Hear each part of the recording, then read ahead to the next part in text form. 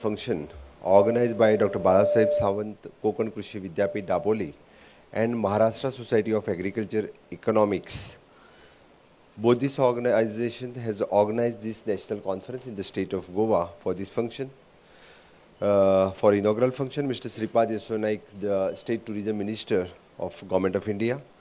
Sri Ravi Naik has not come, the Agriculture Minister of the state of Goa. Dr. Vilas Bhale, it is the Vice Chancellor, Dr. Prashant Patil, Dr. Prakash Mahandure, Dr. Sanjay Sawant, Dr. Nabil Afanso, Dr. Praveen Kumar, rest all the dignitaries on the dais and dignitaries among the audience. सगळ्यात अगोदर सह्याद्री घाटाच्या कुशीत असलेल्या आई माधईच्या पाण्यावरती पोचल्या झालेल्या ह्या गोव्यामध्ये मांडवी तीराच्या काठावरती बसलेल्या या गोव्यात आपल्या सर्वांचं खूप खूप स्वागत. आपण शेती व्यवसाय बघत असताना आपण बघतोय की मला वाटतं की जुन्या काळामध्ये एक म्हण असायची, उत्तम शेती, मध्यम व्यापार आणि कनिष्ठ नोकरी. ही माणसाची श्रीमंती गोठ्यात असलेल्या आपण धनावरून आखली जायची. पण काळांतराने वेळ बदललेला आहे आणि त्यामुळं आता उत्तम शेती पण राहिलेली नाही आणि मध्यम व्यापार पण राहिलेले नाही. जी कनिष्ठ नोकरी होती ती सगळ्यांना म्हणजे उत्तम वाटायला लागलेली आहेत आणि सगळेजण नोकरीच्या मागे धावायला लागलेले आहेत. आणि म्हणून तर हे काळचक्र बदलण्यासाठी परत एकदा आपण सगळे मोटिवेटर आहात. आपण सगळे उत्तम मोटिवेशन देणारे सगळे म्हणजे फक्त महाराष्ट्रातच नाही तर महाराष्ट्र, गोवा म्हणा किंवा इतर प्रांतामध्ये जो आपल्याला अन्नदाता तयार करायचा आहे आणि तो अन्नदाता तयार करायचा जर असेल तर त्याच्यासाठी मोटिवेटर उत्तम असावा लागतो. आणि त्या मोटिवेटरला मोटिवेशन देण्यासाठी ऑर्गनाईज करणाऱ्या ह्या नॅशनल कॉन्फरन्ससाठी परत एकदा गोव्यामध्ये मी आपल्या मनापासून स्वागत करतोय. खरोखरच आपलं खूप खूप अभिनंदन. पूर्णतः राहुरी असेल, दापोली असेल, कोकणामधील सगळी लोकं असेल, हवं असेल तर हा कॉन्फरन्स आपण तुमच्या भागामध्ये पण तुम्ही घेऊ शकला असता. पण आम्हाला मोटिवेशन देण्यासाठी आपण हे कॉन्फरन्स या ठिकाणी घेतला, ज्या निमित्ताने काही थोडे शेतकरी असतील, कदाचित आमचे डायरेक्टर असतील, दे हॅव ऑल्सो मोटिवेटेड नाव. आणि अजूनही म्हणजे व्हाईस चान्सलर आणि आपल्या फाउंडर प्रेसिडेंटने सांगितल्याप्रमाणे गोव्यामध्ये पण एखादं कृषी विद्यापीठ असावं, ॲग्रिकल्चर कॉलेज असावं, जेणेकरून म्हणजे लहानशा गोव्यात का असेना आज कितीतरी विद्यार्थी जे या भारतामधल्या वेगवेगळ्या ॲग्रिकल्चर कॉलेजमध्ये तिथं जाऊन ॲग्रिकल्चर असेल, फिशिकल्चर असेल, हॉर्टिकल्चर असेल, माझंही ॲड्युकेशन व्हायला पाहिजे.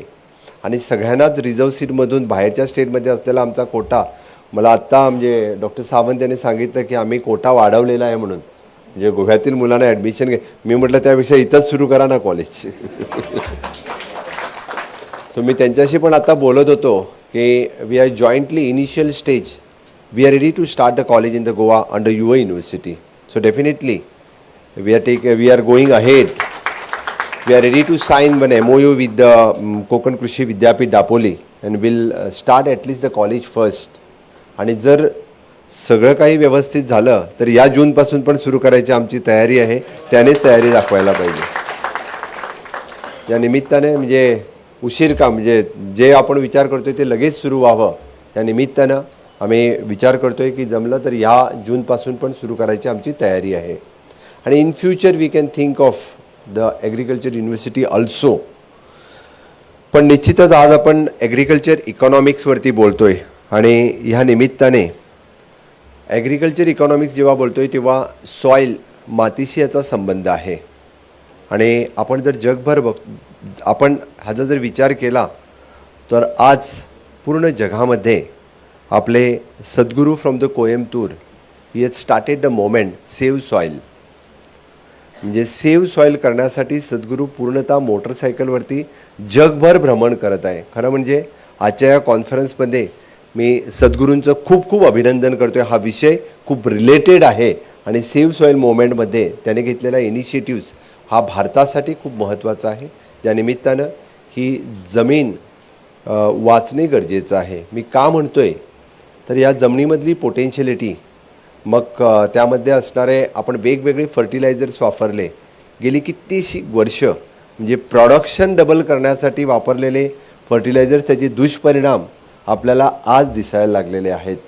आज त्यामध्ये असलेली पाणी क्षारक्षमता असेल, बाकी सगळ्या आय थिंक खूप कमी प्रमाणामध्ये अगोदर सॉईल लॅब किंवा सॉईल टेस्टिंग फॅसिलिटीज गावागावामध्ये अवेलेबल नव्हत्या, पण आत्ता म्हणजे सगळीकडे सुरू झालं आहे. With the help of the ICR we had also started in the state of Goa. आमच्या ॲग्रिकल्चर डायरेक्टरने ICRने म्हणून बऱ्याच ठिकाणी लॅब्स आणि सॉईल टेस्टिंग हे बरेच प्रयोग सुरू केलेले आहेत. पण सेव्ह सॉईल मुवमेंटमध्ये म्हणजे आपण सगळ्यांनीही या कार्यामध्ये सहभागी व्हावं असं मला वाटतं. दुसरी गोष्ट, जगाच्या दृष्टीने जर आपण विचार केला तर we are the second highest populated country after the China. Means we have the manpower. आणि दुसरी गोष्ट जर बघितली तर आपल्याकडं म्हणजे मॅनपॉवर पण आहे, ताकद पण आहे आणि जमीन पण आहे. आणि आत्तापर्यंत आपण म्हणजे जगामध्ये जेवढ्या उत्पन्न होते त्यातलं 12% उत्पन्न आपल्या देशामध्ये होतं आहे. पण ही उत्पन्न क्षमता वाढवण्याची ताकद म्हणजे आपल्या देशात आहे. आणि मला वाटतं ती कॅपॅसिटी आपण 6,000 रुपयाची मदत मिळते, ती मदत खूप मोठी असते. आणि पूर्ण देशामध्ये म्हणजे कोविडच्या काळामध्ये डायरेक्ट बेनिफिट ट्रान्सफर जर कोणी दिली असेल तर ती मोदी सरकारने दिली. मी म्हणजे मोदी सरकारचं पण अभिनंदन करतो आहे, माननीय मोदीजीचं अभिनंदन करतो आहे.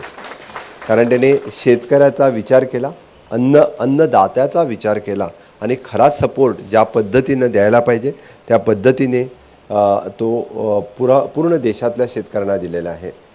रिलेटेड टू द गोवा म्हणजे मला वाटतं शेती म्हटल्यानंतर GI टॅगिंग करणं हे खूप महत्त्वाचं असते. आणि त्या GI टॅगिंगसाठी वेगवेगळ्या पद्धतीचे प्रयत्न सातत्याने सुरू असतात. गोव्यामध्ये आम्ही GI टॅगिंगसाठी प्रयत्न ऑलरेडी सुरू केलेले आहेत. खोला मिरची, Mankurad mango which is the speciality of the Goa. आपण हापूस आंबा प्रसिद्ध आहे असं म्हणतात पण त्यापेक्षा मी नक्कीच सांगेन की मानकुरात आंबा त्याच्यापेक्षा रुचिक आहे, हे मी म्हणजे मोठ्या अभिमानाने सांगू शकतो. त्याच्यासाठीचं GI टॅगिंग ऑलरेडी आम्ही घेतलेलं आहे. गोव्यातील फेणी याचं GI टॅगिंग ऑलरेडी आम्ही मिळवलेलं आहे. आणि इतर प्रॉडक्टसाठी GI टॅग म्हणजे हरमलची मिरची असेल, ताळगावची वांगी असेल, which is the special product in Goa. आजही त्याची स्पेशलिटी आहे. Our agriculture department, Ela farm and ICR they are working on it. Definitely त्याची पण आम्हाला ती मिळेल. माननीय मोदीजीने अवेलेबल करून दिलेलं मार्केट हे शेतकऱ्यांसाठी एक मोठं साधन, मोठा प्लॅटफॉर्म आहे.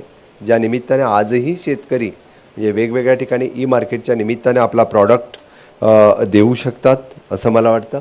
The next being the Goa is the tourism state.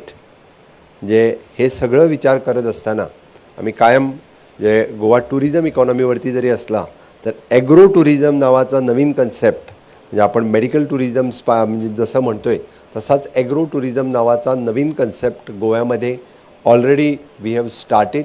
काही लोकांनी ऑन पब्लिक प्रायव्हेट पार्टनरशिप बेसिसवरती ॲग्रो टुरिझम हा कन्सेप्ट सुरू केलेला आहे. कालांतराने ॲग्रो टुरिझमसाठी खूप मोठा वाव आहे.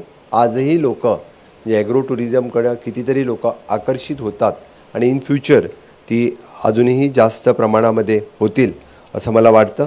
त्यामुळे आजच्या ह्या ॲग्रिकल्चर इकॉनॉमिक्स 2022 हा विषय आपण मुद्दामून गोव्यामध्ये घेऊन आला.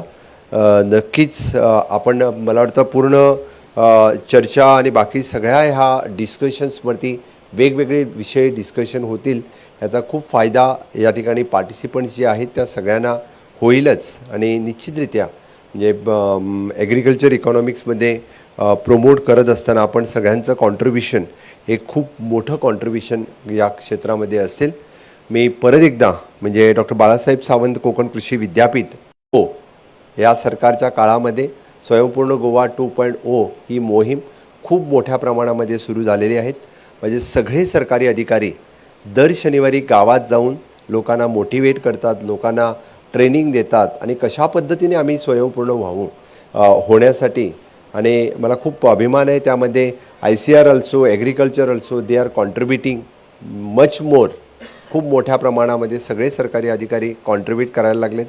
आजही आमचे स्वयंपूर्ण गोवाची एक टीम कणेरी मठावरती आहे म्हणजे त्या मठावरती जो सगळा प्रयोग ज्या ठिकाणी चालतोय तो पाहण्यासाठी तिथं गेलेली आहे. निश्चितरित्या कधीतरी एकदा बाकी कृषी विद्यापीठात पण भेट देऊ असं मला वाटतं. आणि आपल्या सगळ्यांचं सहकार्य म्हणजे डॉक्टर बाळासाहेब सावंत कोकण कृषी विद्यापीठचं सहकार्य ॲग्रिकल्चर करण्यासाठी आणि Maharashtra society of agriculture economics यांचं ॲग्रिकल्चरमधील इकॉनॉमिक्स वाढवण्यासाठी आणि स्वयंपूर्ण गोवा करण्यासाठी आपल्या सगळ्यांचं सहकार्य सदोदित गोव्यासाठी राहील एवढं